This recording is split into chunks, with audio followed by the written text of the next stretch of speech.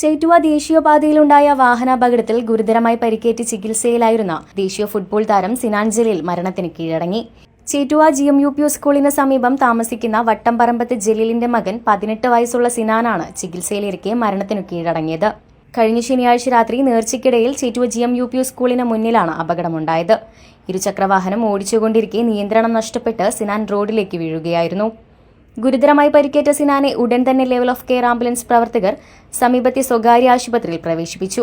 പിന്നീട് നില ഗുരുതരമായതിനാൽ തൃശൂരിലെ സ്വകാര്യ ആശുപത്രിയിലേക്ക് മാറ്റിയെങ്കിലും ചികിത്സയിലിരിക്കെ മരണം സംഭവിച്ചു. ചേറ്റുവ FAC അംഗവും സംസ്ഥാന തലത്തിൽ sub junior, junior, under-19, അണ്ടർ-20 വിഭാഗങ്ങളിലായി Malappuram ജില്ലയ്ക്ക് വേണ്ടിയും ഒഡീഷയിൽ വെച്ച് നടന്ന ജൂനിയർ BC റോയ് ഫുട്ബോൾ ചാമ്പ്യൻഷിപ്പിലും ഈ വർഷം ദേശീയ സ്കൂൾ അണ്ടർ-90 ഫുട്ബോൾ കിരീടം ചൂടിയ കേരള ടീമിലും മികച്ച പ്രകടനം കാഴ്ചവെച്ച താരമാണ് സിനാൻ ജലീൽ.